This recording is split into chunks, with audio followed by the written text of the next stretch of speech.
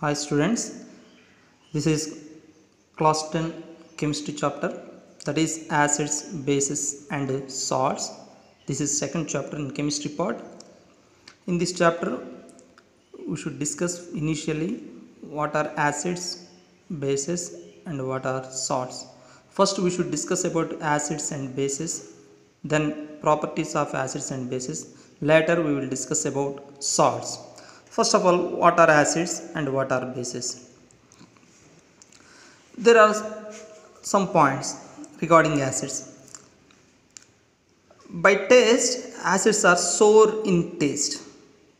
Suppose if any substance is sour in taste, that substance is considered as acid. For example, lemon, citrus fruits, all these are acids. If any substance is bitter in taste, those are called bases. One more point to identify acids, that is by using pH value. That means pH indicator is present in chemistry lab. By using that indicator, we can identify whether the substance is acid or base. Acids have pH value less than 7. That means if you add pH indicator to particular substance, then that pH value is suppose less than 7, then that substance is considered as acid. That is the meaning of that point. And third one, this is also can be identified, or this also can be done in chemistry lab. That is, acids turn blue litmus to red litmus. That means here two litmus papers are there. One is blue litmus paper and another one is red litmus paper. If you put blue litmus paper in solution, then that blue litmus, suppose it converts to red litmus, that means the blue color is converted to red color, then that solution is considered as acid. So by using these three factors we can identify acid. First one is physically, if a substance is in sour taste, then that substance is considered as acid. And second one is these 2 points can be, these two tests can be done in chemistry lab. That is, in our chemistry lab pH indicators are there and litmus papers are also there. If you add pH indicator to the particular substance, then the pH value of that indicator, or sorry, the pH value of that solution is less than 7, then that solution is considered as acid. And one more point, one more test, that is litmus test. There are two litmus papers are there. One is blue litmus test and another blue litmus paper, and another one is red litmus paper. If you put blue litmus paper into solution, then that litmus paper color changes to red color, then that solution is considered as acid.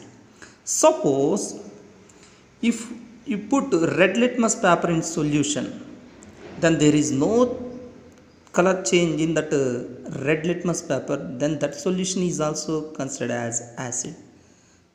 So blue litmus only convert red litmus when it is present in acidic solution. That is the main point here. These are points regarding acids. Now bases. If any substance is in bitter in taste, that is called bases. Here one more point.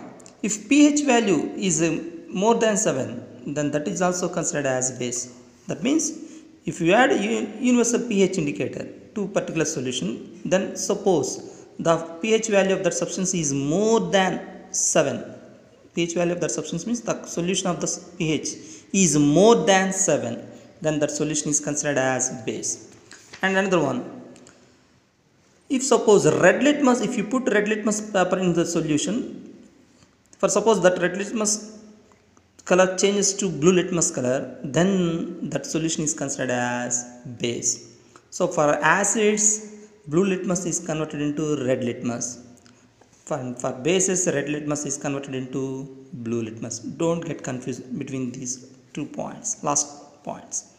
So these are the identification of acids and bases. Now we discuss about properties of acids and properties of bases. Properties means chemical properties. For first one, acids with metals. That means if acids reacts with metals, what will happen? That is the point.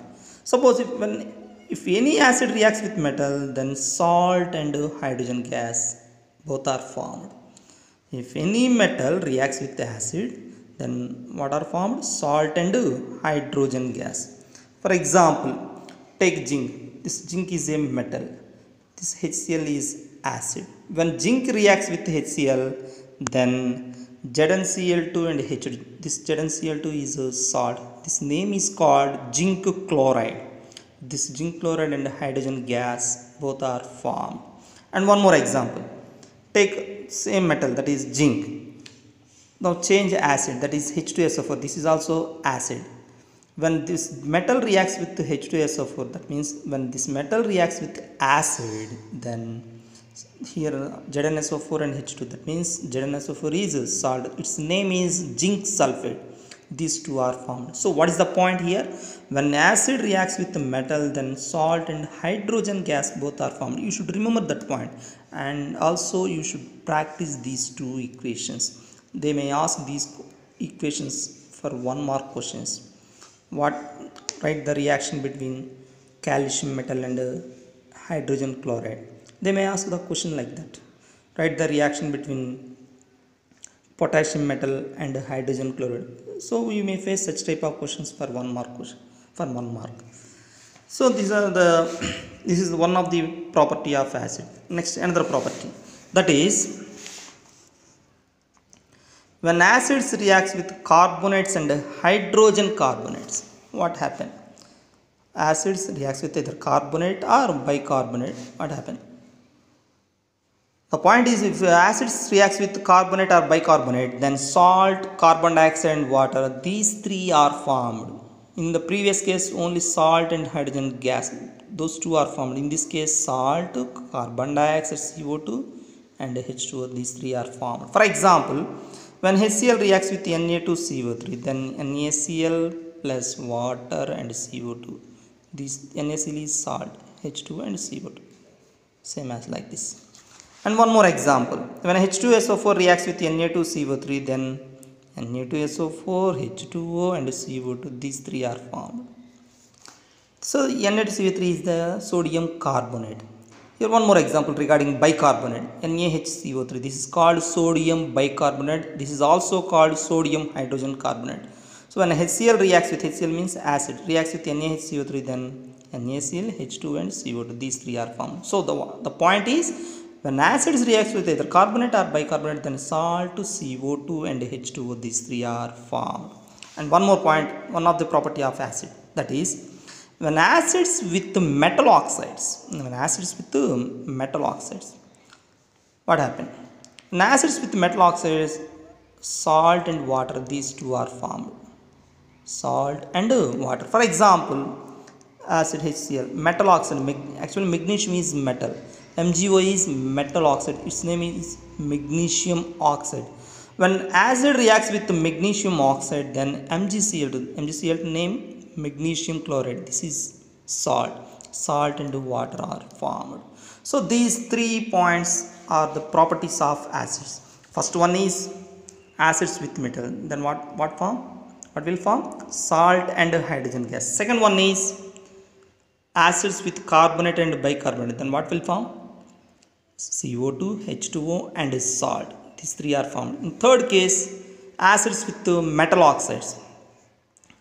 When acids with metal oxides, what will form? Salt and water are formed. In first case, salt and hydrogen gas. In second case, salt, CO2 and H2O. In third case, salt and water. So you don't get confused. You just practice the equation. Then only you remember all the equations. Otherwise, we cannot remember the equations. We cannot write the equations properly. So these are the points regarding acids. Now the points regarding bases. That means properties of bases. First one, bases reacts with the metals. When bases reacts with the metals, what will form? Salt and hydrogen gas. That means, as in case of acids. In case of acids also same, salt and hydrogen gas both are formed. So when acid or base reacts with metal, what will form? Salt and hydrogen gas. Example, NaOH, that is base.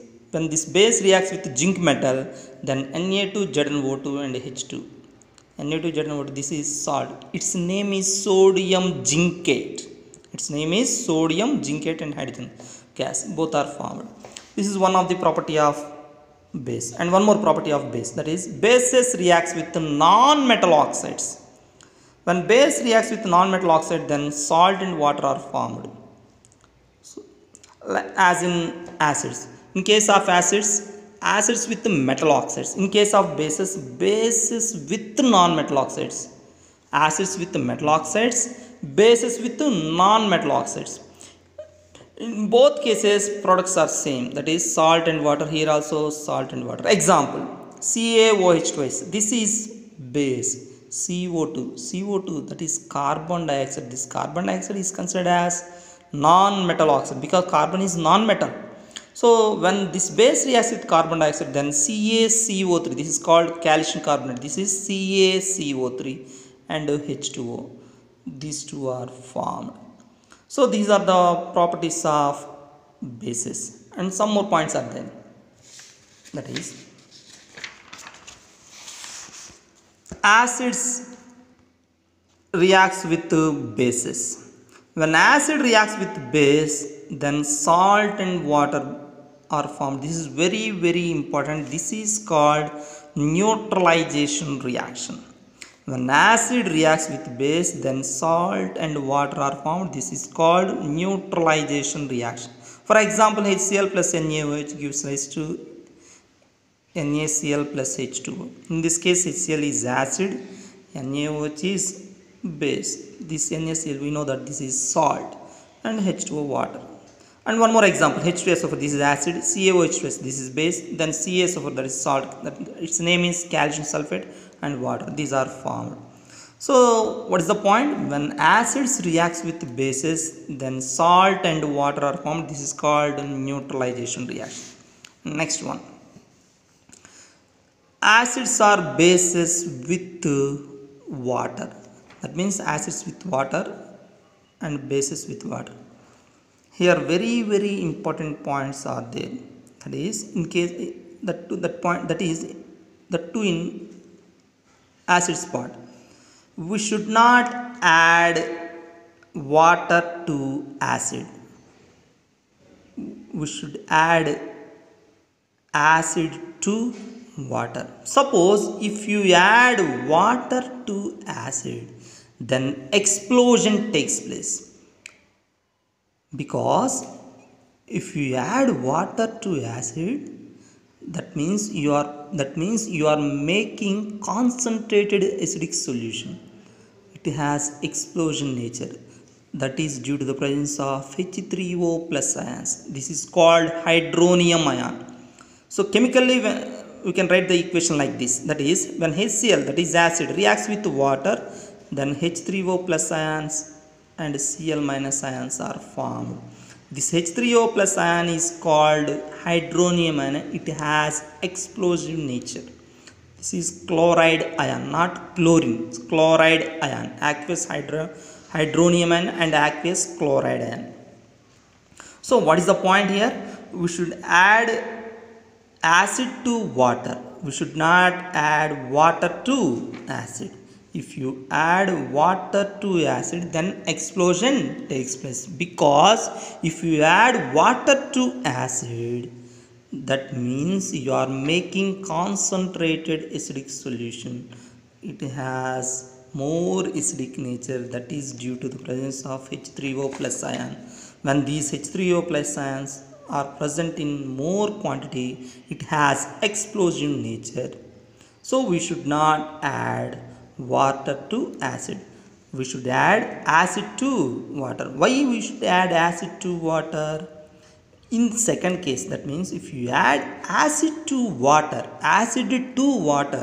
that means you are making dilute acid. That means the concentration of acid reduces. then that will not be affected at all.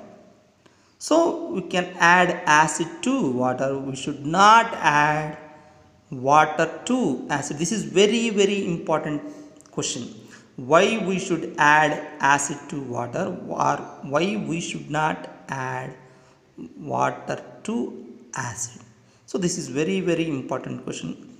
And last one, that is, when bases reacts with water, then ions are formed. That is, for example, NaOH, that is base, when reacts with water, then acts with Na plus and OH minus, that is hydroxide ion. Here hydronium ion, this is hydroxide ion. Ions are formed. In both cases ions are formed, but here that name is hydronium ion, here the name is hydroxide ion. So these are the properties of acids and bases. You should practice each and every equation at least 2 to 3 times. Then only you can remember all these equations. You should remember the points also. What happens when acids reacts with the metals? What happens when bases reacts with metal? So you should remember such type of points. That means before that you should practice the equations. Then only you can remember the equations. Thank you.